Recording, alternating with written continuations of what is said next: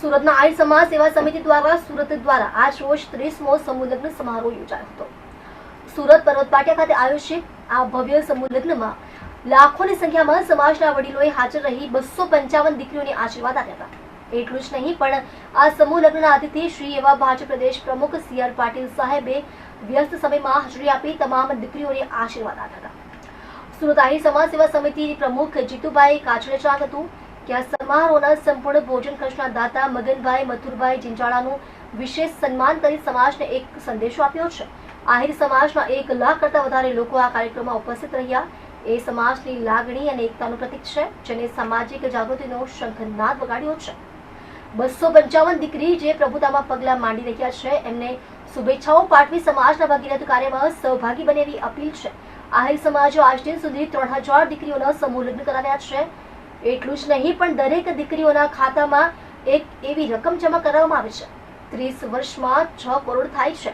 આજના આયોજન પાછળ 510 પરિવારનો લગ્ન ખર્ચ બચાવ્યો છે, જે રૂપિયા તમારા બાળકોને એજ્યુકેટેડ બનાવવા પાછળ ખર્ચ કરે એવી તમામ પરિવારને નમ્ર અરજ છે।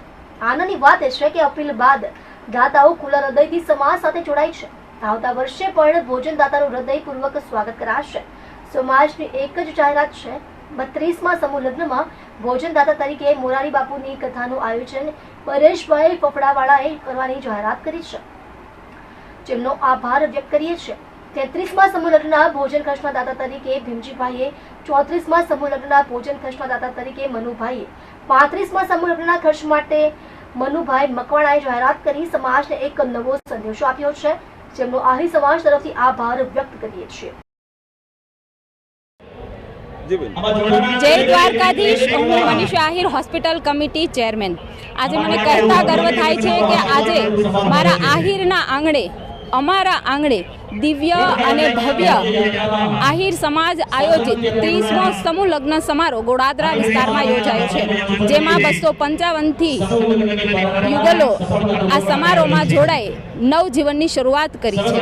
ત્યારે આ કાર્યક્રમ આદરણીય પાટીલ સાહેબના અધ્યક્ષસ્થાને યોજાયો છે અને જેમાં ગુજરાતભરમાંથી 300થી પણ વધારે આગેવાનો આ નવયુગલોને આશીર્વાદ આપવા માટે પધાર્યા છે। ત્યારે વિશેષ આનંદ એટલા માટે થશે કે આજની યુવા પેઢીમાં જે સમજણ છે, પોતે ડોક્ટર એન્જિનિયર હોવા છતાં પણ આ સમૂહ લગ્નમાં જોડાય સમાજનું મહત્વ જળવાઈ રહે, સમૂહ લગ્નનું મહત્વ જળવાઈ રહે તેવો મેસેજ આજની આ યુવા પેઢી આપી રહી છે, જેને હું વિશેષ અભિનંદન પાઠવું છું। આ આયોજન કરનાર આયોજક ટીમ લગ્ન સેવા સમિતિના પ્રમુખ ભાઈ શ્રી જીતુભાઈ કાછડ, રમેશભાઈ, ભૂપતભાઈ કનાળા, તેમની સમગ્ર આયોજક ટીમે ખૂબ સુંદર આયોજન કર્યું છે, તેમને વિશેષ અભિનંદન પાઠવું છું। અને 1 લાખથી પણ વધારે આ અવસરે મારો આહિર સમાજ ઉપસ્થિત રહ્યો છે અને આ પ્રસંગે 10,000થી પણ વધારે સ્વચ્છતાના શપથ લીધા છે।